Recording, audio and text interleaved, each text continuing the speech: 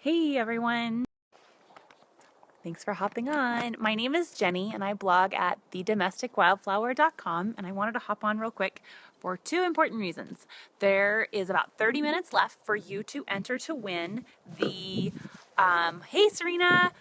There's a few minutes left, 30 minutes left probably, exactly, for you to win, sorry I dropped my yarn, to win the mason jar French press. It's called the Poland press, and it's a super awesome coffee press. I know I want to be able to give out a bunch.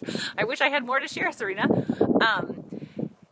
You should go to thedomesticwildflower.com to enter to win the mason jar French press because it is a super genius. You can get it on Amazon. And I want to say that the prices on Amazon were the best. Hey, thank you for joining. So it's sold in two different variations. One is you just get the press, and it comes with a 3-cup standard mason jar with the wooden top and the plunger, and it's like the smartest coffee pot you've ever seen. Or you can get it, I think it comes with like one press and then like, I can't remember, maybe 2 extra cups, and all 3 have felted wool cozies to keep your coffee piping hot. And the wool is made from happy sheep in Oregon, and it's like the smartest thing ever. It's wonderful. So, hey Bethany, thanks for hopping back on. So you definitely should head to the Domestic Wildflower to enter to win the mason jar French press, and the giveaway rewards you for sharing it with your friends and loved ones and other coffee drinkers. So it increases your chances of winning if you share it. So you should head there and do that right now. Oh, I know, the toddlers. That's why I'm outside. I know it like looks so scenic, but I'm just escaping. I didn't want to wake my children up. They're really light sleepers. So I wanted to mention that. I know. I wanted to mention that, and then I wanted to show you my creativity project, which is not very creative, but I'm being crafty. So this month, we Domestic Wildflower subscribers, some of us decided to choose one project for each week of the month and like make ourselves do it, which is like always the problem. Like with your fun hobbies, you just don't make time to do them. So some people like, one gal made pickles, one person, made, I can't remember what else, were like, I know you have to be home. I know it's hard. It's hard. And you can't even hardly bring stuff on the plane either. One person made, they did a counter ferment. They did a pickle thing. I made lilac syrup last week. Thank you for the hearts. And if this is something you think your followers would enjoy, go ahead and swipe from left to right and share it. Thank you, Serena. So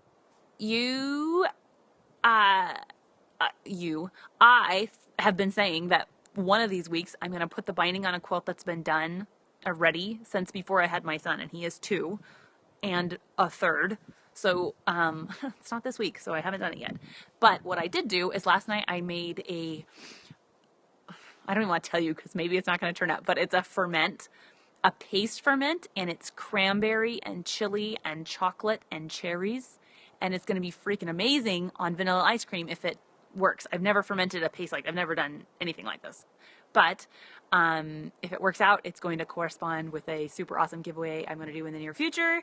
So I won't say any more about it. It's going to be awesome. But my other thing that I'm working on this week is getting all my socks mended.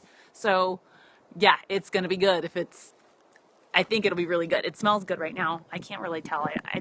I'm not sure yet. So anyway, so my socks, okay? I wear the heck out of my socks. And it's like a family joke that I have the most embarrassing socks ever, and I just keep wearing them. So I needed to mend them all. So one thing that is super important to get, I know, so many darn jokes to tell, is get a darning needle. And it's like usually they come in sets. I should take my sock off my hand. It's not a puppet. That's like 3 1/4 inches tall probably. And you might think like, oh, that's way too big, but you need a big needle that has a big eye. That's the hole where the thread goes or the yarn goes. So you can use decent sized thread. Otherwise you will be darning for forever. It'll take so long. I like sock yarn, and that you don't have to get sock yarn, but if you're just going to go out and buy it, you might as well get sock yarn because it is very springy. And that is like where the stretch comes in, because you need your socks to stretch, right? It's good for that. You could just use regular old like like a skinny, like, I think Red Heart makes baby yarn, right? I mean, like a baby yarn size of yarn. Not the regular standard Red Heart that's like 3/8 of an inch thick. You want something a little bit thinner, but just not super, super skinny like embroidery thread. This is nice and springy, so sock yarn is kind of nice for that reason. So then I put it on a needle, I do it double thick, and I don't think I'm gonna do it without a knot just to see if, just to show you, just because that's like sock darning 2.0. It's a little bit trickier, but by avoiding the knot, then if you are, you know, like delicate footed and you don't want to have a knot on your, I guess that can be annoying. It doesn't bother me, but if you don't want to have a knot, then you can avoid it, and I'll show you how to do that right now real quick. Okay, so my sock darner is going into the sock. If you don't have a sock darner, just use a tennis ball, or one time I tried a racquetball, but I felt like it was too grippy to get in the sock once. So, I mean, you can just experiment, or you can just put your hand inside. I've done that too. So, okay, so I have a sock hole. I'm going to start by stitching. See, I don't know if you can see, but there's like a weak spot right here. So I'm going to darn this whole area by stitching from here. I'm going to go up, down, up, down, up, down, up, down, and then go back, scoot over, and then go down, up, down, up, down, up, down. And just, I'm going to create like columns of stitches up and down.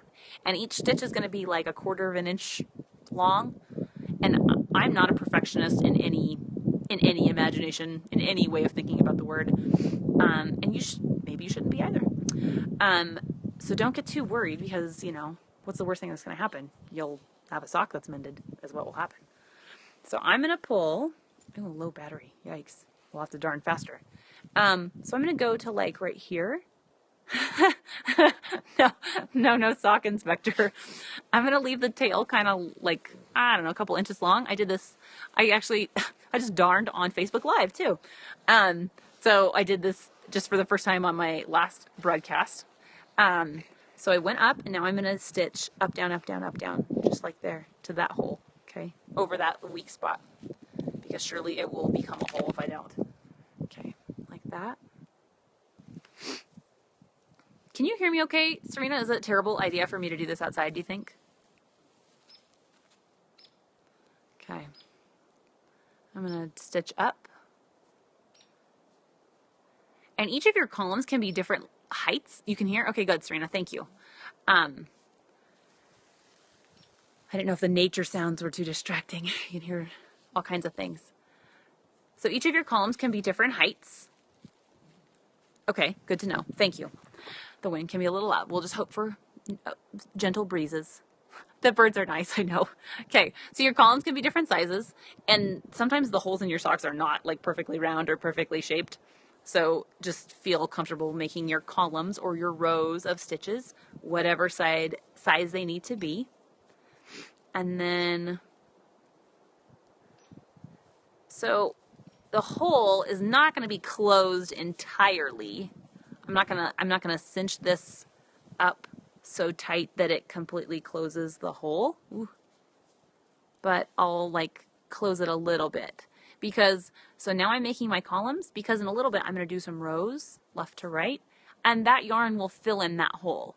So you could close it, and if it was a really small hole, you could just pull it tight, but that will create kind of like a pucker or a bunch, and that might be annoying or bothersome inside your shoe.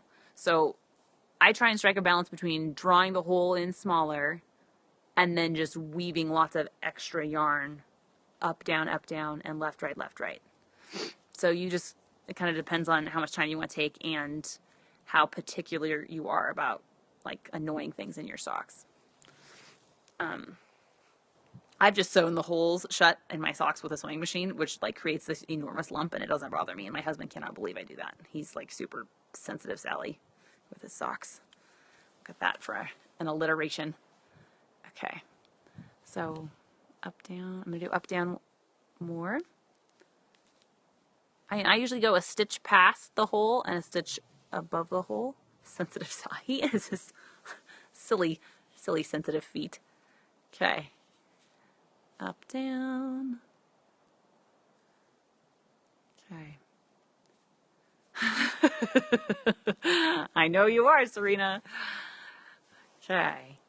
If you guys haven't checked out Serena Travis, you should follow her for sure. She has all kinds of awesome, many publications and projects and awesome things she works on. She's a girl after my own heart.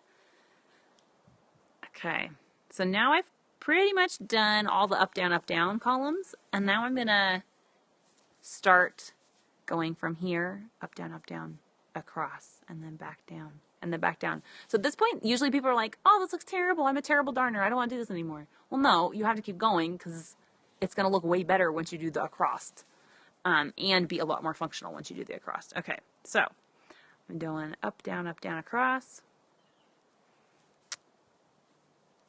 Boom, boom, boom.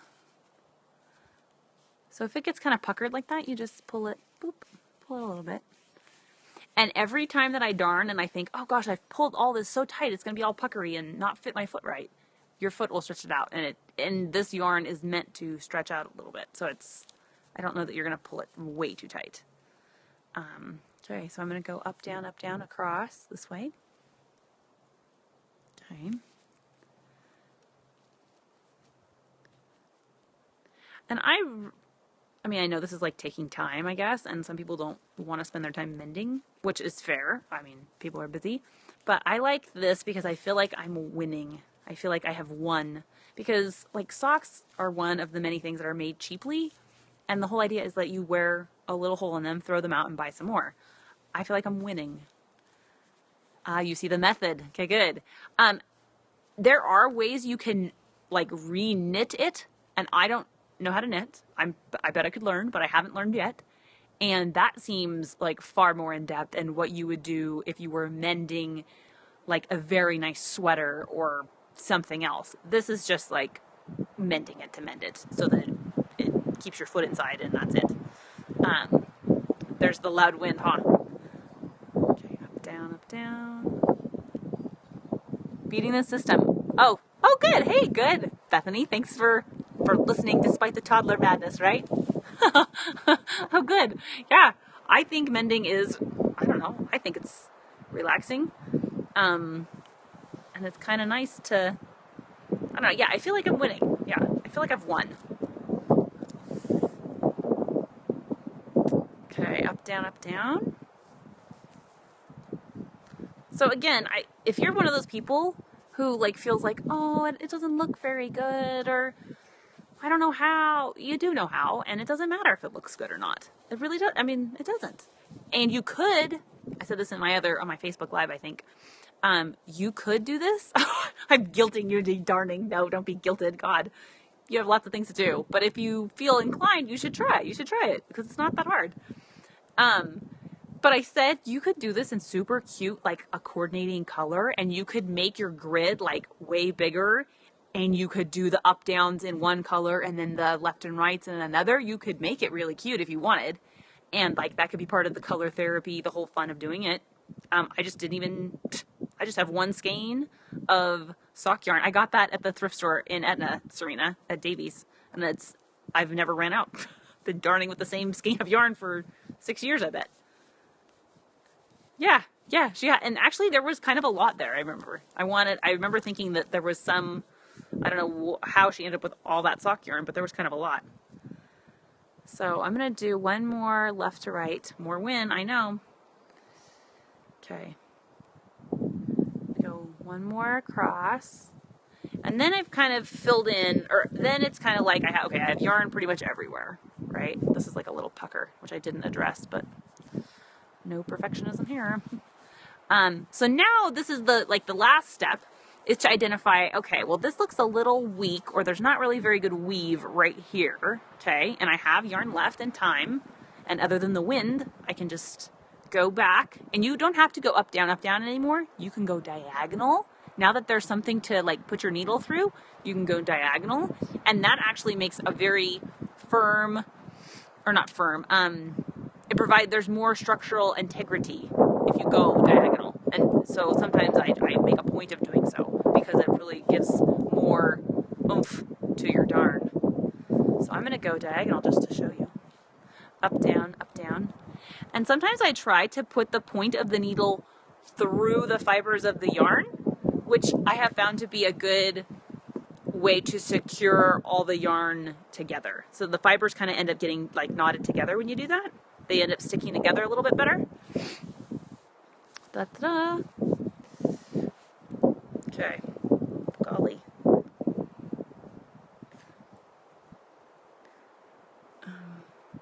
Okay, so I got... Okay, sorry, I pulled a little too tight, so I'm loosening it up. So to loosen, I just kind of pull, and then, so I'm pretty much done. I'm gonna make one more pass, up, down, and you can kind of, like sometimes I go kind of in a circle, and then I just cut the needle free, and that's it.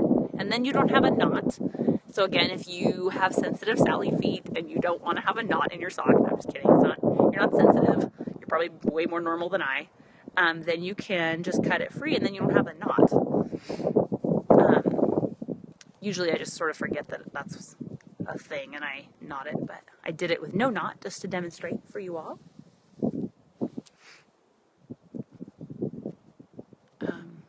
Are there any questions before we adjourn our darning date? I'm really glad that you were able to hop on, everyone, and watch this little... I probably not notice. I know, because you have other things happening, right? If you have toddlers, you are busy. Yeah, I think maybe that is why. I don't know. I just have other things going on. Okay, so that my toe. This is kind of the ugliest part. Oh, I know. I remember seeing a cartoon of it was like woman with cancer, and she was like going to the grocery store and had a child and a purse and had lipstick on and was like ready to rock, and then man with cold and he's dying in bed and all this, you know what I mean. So my heel turned out a lot prettier. Yeah, you know what I'm talking about. And then the ball of my sock was like medium pretty, I would say, and then my toe was a little bunchy, but that's okay. It's okay with me anyway. And so, yeah. So that, I think, concludes my mini tutorial on darning socks. If you have any questions, please do. Yes. Winning. If you have any questions, please do fire away. And if not, I will hop off before my phone dies. Ooh, it's probably going to die soon. And if you haven't entered to win the Mason Jar French press, head to thedomesticwildflower.com. You probably have a few minutes left to enter, and I'll be announcing the winner very soon. Hopefully it's one of you, my friends. Thank you guys for hopping on, and I'll see you very soon. Thanks, guys. You can't think of any? Yes, I'll stop by. Good. I hope you do, Bethany. Thank you, Serena. We'll see you guys soon. Bye.